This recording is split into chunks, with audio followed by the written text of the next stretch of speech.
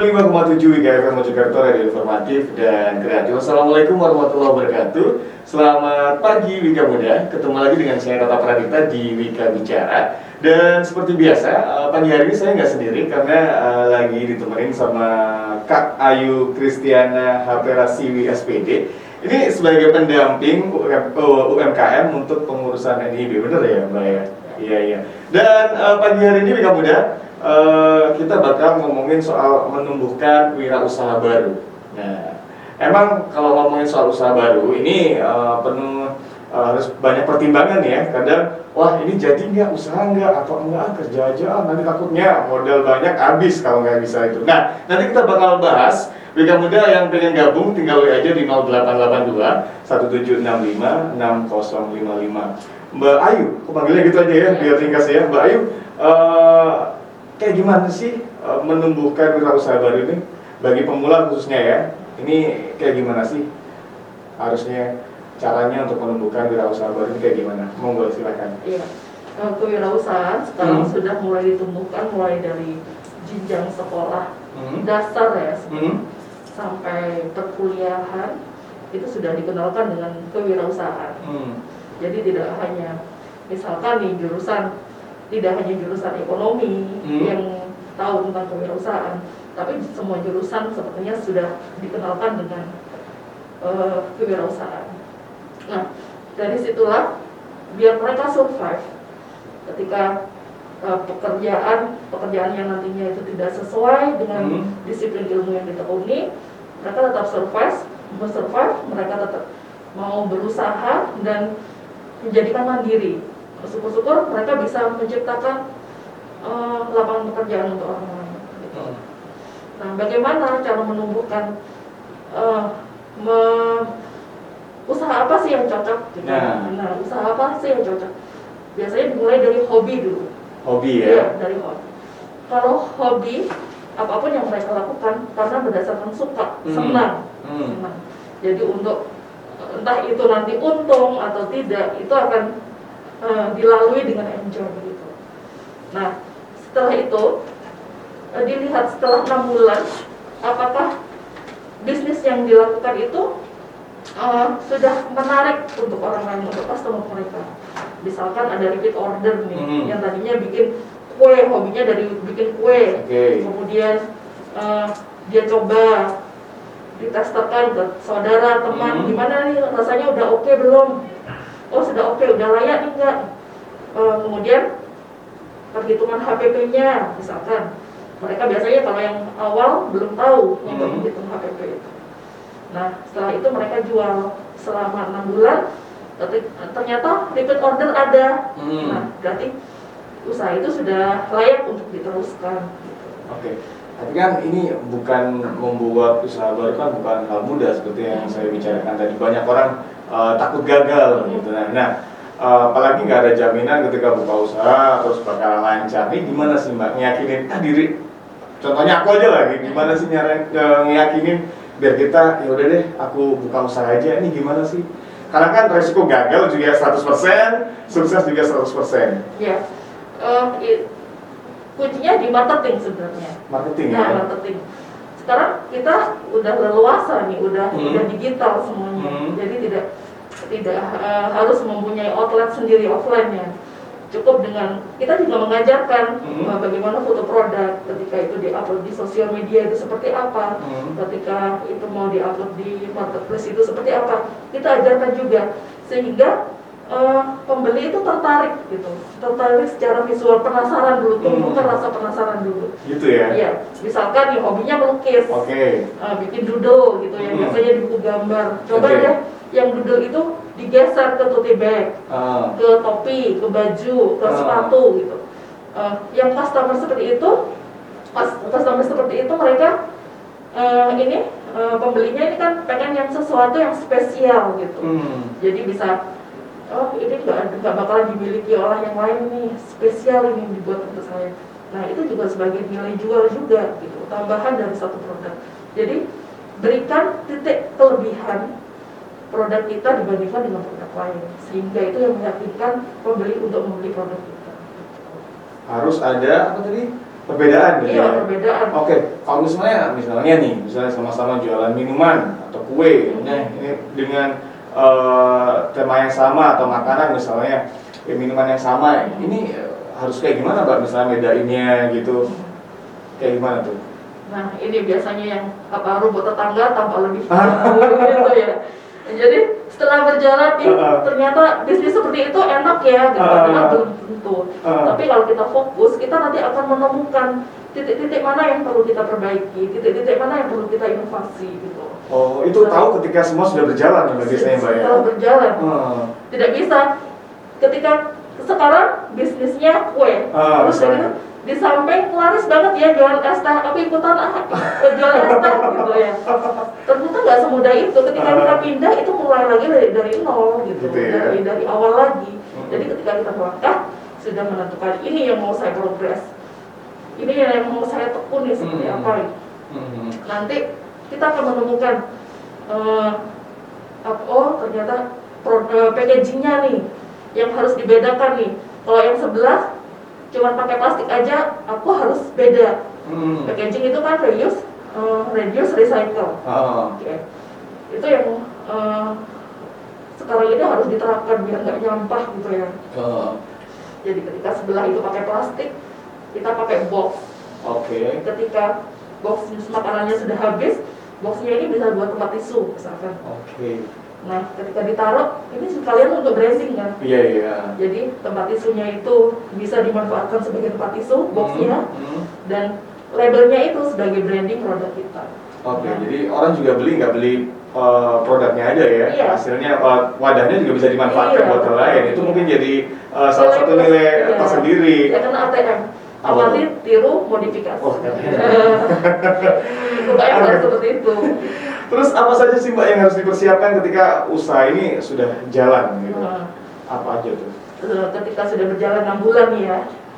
Apa sih indikatornya, harus 6 bulan kah atau seperti apa? Iya, karena masih pasang surut. Biasanya kalau kita mulai di awal itu orderan banyak. Oh gitu? Ya, grafiknya tinggi, terus gitu lemah lagi. Nah ini biasanya pengusaha baru pada kaget nih ya kan? Kan harapannya kan naik terus ya. Tapi ada turunnya, ingat gak saham ya. Nah, ketika 6 bulan itu, ketika naik, turun, kemudian naik lagi, nah berarti ini cocok untuk diteruskan, untuk dilanjutkan. Oh gitu, jadi kita naik, turun naik lagi. Suka-suka naik terus ya. Oh gitu.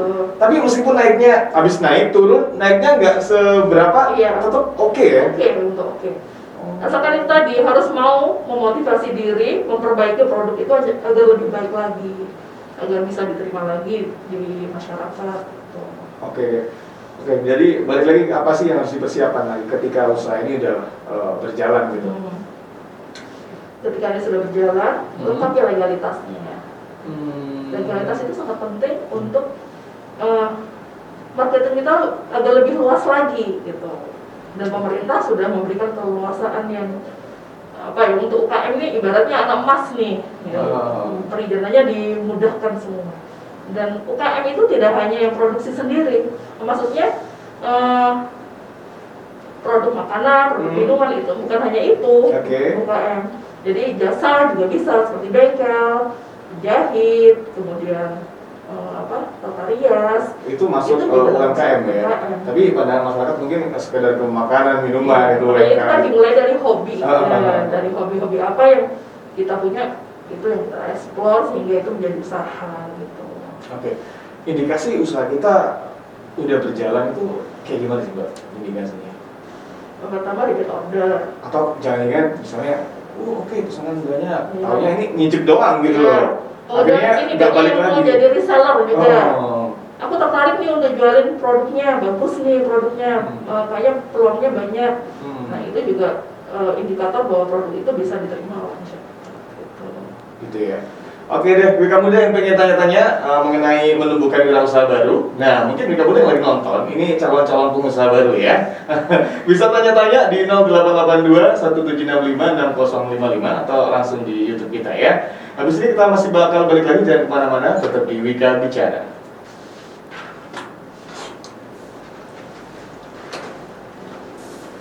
Oke, terus ya. Oke. 95,7 Wika FM Mojokerto, radio informatif dan kreatif. Masih di Wika Bicara dan masih bareng Kak Ayu ngobrolin soal menumbuhkan wirausaha baru. Mbak, tapi ngomongin soal apa sih yang harus dipersiapkan ketika usaha itu berjalan. Salah satunya soal legalitas gitu kan. Nah, untuk legalitas usaha ini seberapa jauh sih harus dibutuhkan? Butuh banget atau ya buat pelengkap aja, jadi nggak usah ngurus, nggak apa-apa lah, atau kayak gimana sih? Nah itu tadi ya, kalau sudah kelihatan nih ada prospek nih usaha kita udah dijalankan, lebih baik segera diurus legalitasnya. Oke, berarti lebih baik legalitas nih setelah jalan atau dari awal diurus atau kayak gimana, Mbak? Setelah jalan. Setelah jalan ya. Ini salah satu contoh nih ya. Tahun 2019 saya mendapatkan kesempatan untuk menjadi peserta di coaching program for new exporter dari Indonesia Exim Bank. Wow. Nah di situ UKM ini berkesempatan ternyata untuk menjadi eksportir, dan izin usahanya cukup NIB. Ya, cukup NIB. Kita diberikan modul bagaimana untuk mengurusi NIB sendiri. Kebetulan karena saya perseorangan nih, usaha perseorangan mudah untuk diakses. Nah, pada waktu itu di versi 1.0 NIB-nya. Kemudian setelah coaching itu selesai di tahun 2020, saya mencoba untuk mengaplikasikan dan untuk menularkan kepada teman-teman UKM menggunakan NIB. Ayo, NIB ternyata penting gitu.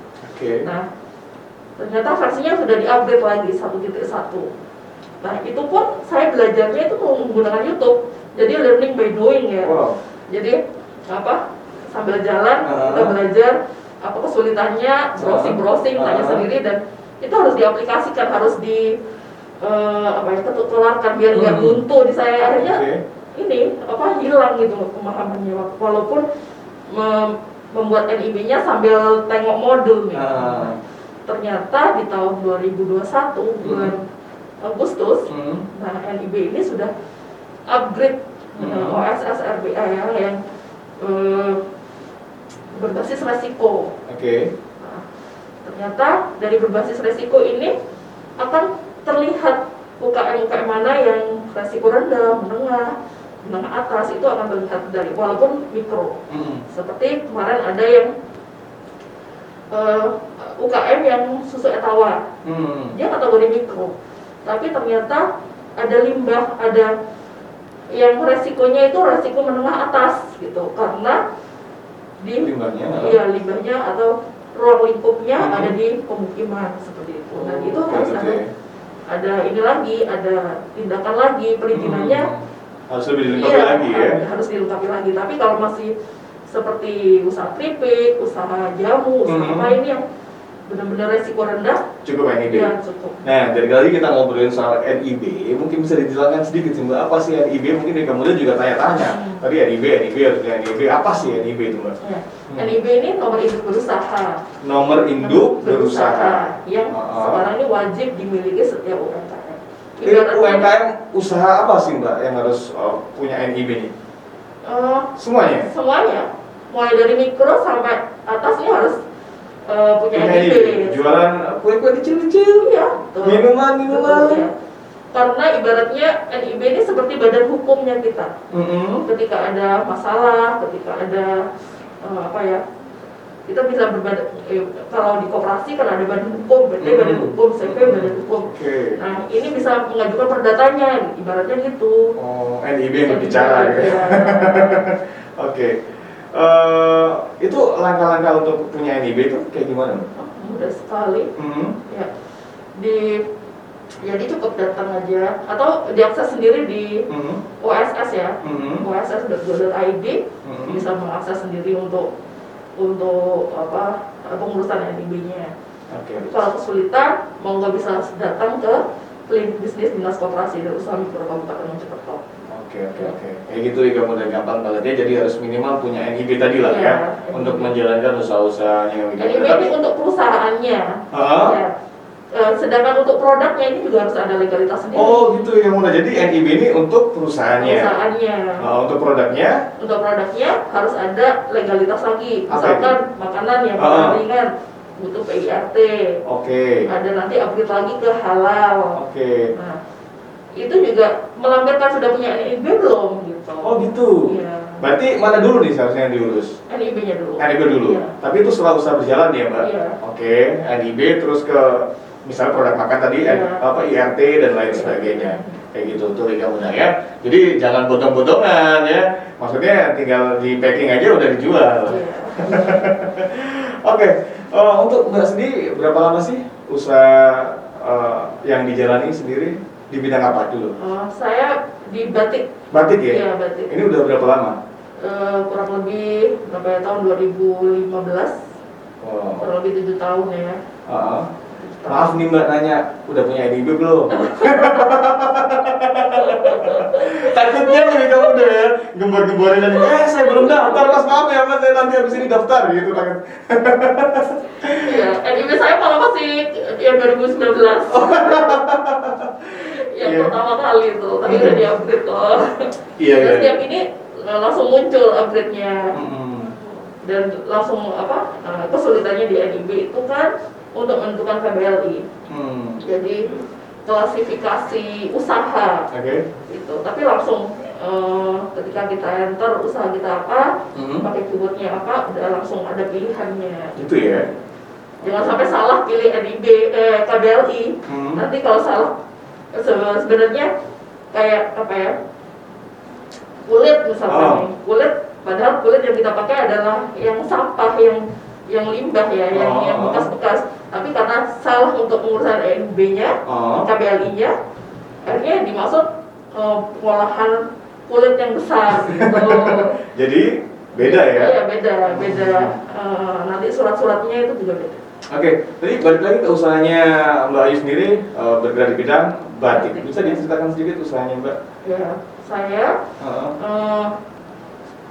usaha batik tahun 2015. Pada mulainya belajar batik itu tahun 2013. Belajar batik Iya, 2013. 2013.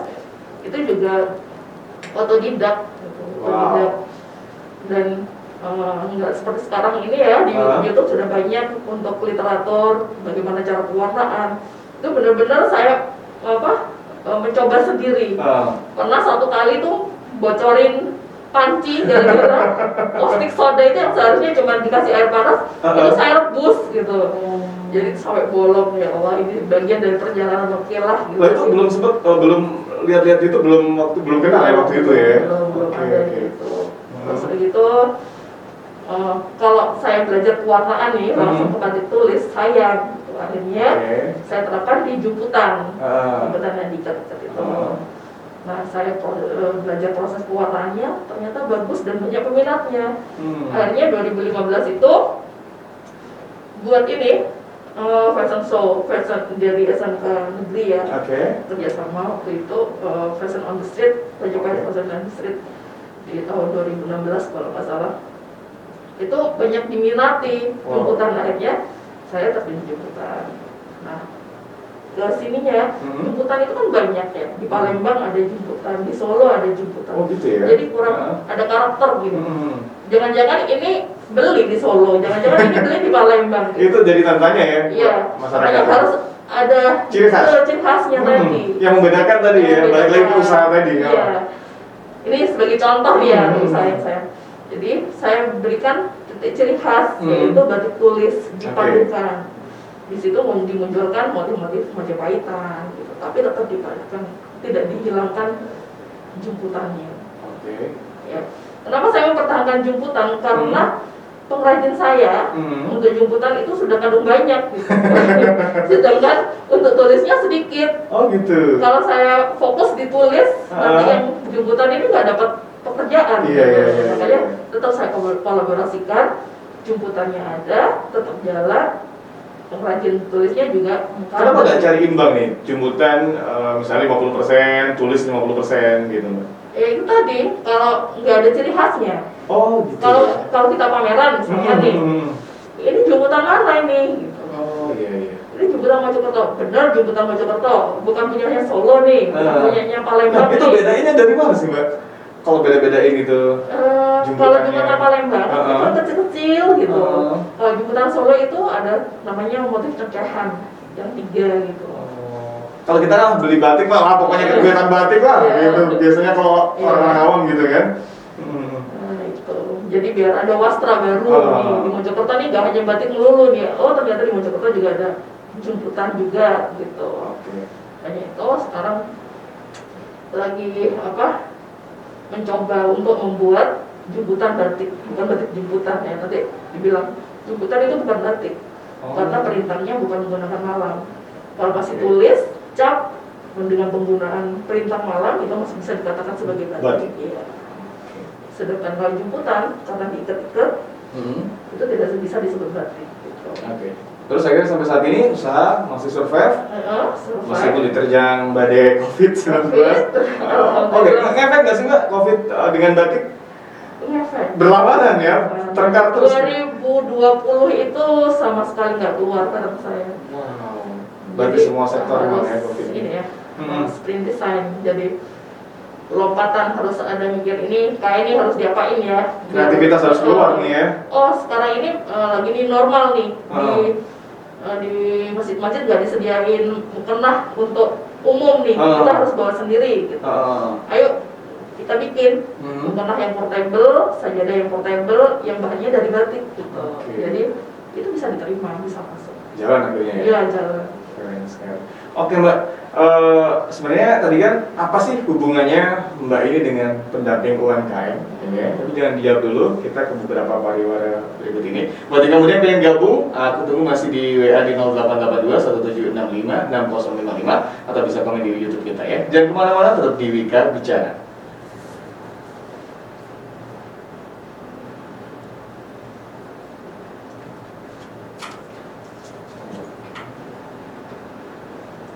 Kurang 2 segmen Pak.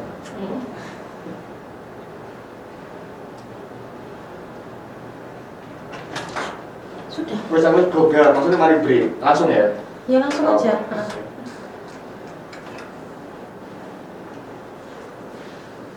95,7 Wika FM Mojokerto, radio informatif dan kreatif. Masih di Wika Bicara dan masih bareng Mbak Ayu, pendamping UMKM untuk pengurusan NIB. Nah, Mbak Ayu, tadi pertanyaan balik lagi sebelum jeda, apa sih hubungannya Mbak ini dengan pendamping UMKM? Saya pelaku usaha murni, UMKM juga. Ada pengalaman, ada proses yang harus dilalui, dan itu yang bisa saya tularkan kepada teman-teman UMKM. Jadi berdasarkan pengalaman apa sih yang untuk pengurusan merek misalnya, untuk pengurusan merek gimana sih cara mengurus merek, kemudian untuk mengurus batik mark, gitu, gimana sih harus mengurus batik mark. Dan saya udah melalui proses itu. Jadi pengalaman-pengalaman itu yang bisa saya tularkan, dan di klinik bisnis Dinas Koperasi dan Usaha Mikro bagi saya merupakan wadah yang tepat gitu. Bagi saya untuk menyalurkan pengalaman-pengalaman saya itu kepada teman-teman UMKM. Jadi nggak usah lah lari-lari kemana-mana gitu. Kalau pengen sharing, pengen gimana nih Mbak, foto produk nih gimana nih, monggo datang aja ke klinik bisnis gitu. Klinik bisnis ya. Dinas Koperasi dan Usaha Mikro Kabupaten Mojokerto. Kalau online bisa nggak? Misalnya langsung ke mbaknya nih, by WA mungkin atau kayak gimana? WA? Belum bisa? Langsung ke dinas? Iya, langsung ke dinas aja sih lebih baiknya. Nanti baru selanjutnya. Penjenengan gitu ya? Oke. Sejak kapan Mbak mendampingi UMKM ini? Tahun 2018. 2018 saya mendampingi, ditugaskan untuk menjadi pendamping di klinik bisnis Dinas Koperasi. Terus apa aja sih yang dilayani di klinik bisnis ini, Dinas Koperasi dan Usaha Mikro Kabupaten Mojokerto? Apa aja sih? Mulai dari ini kan Dinas Koperasi tidak hanya UMKM, ada juga koperasi ya, koperasi. Jadi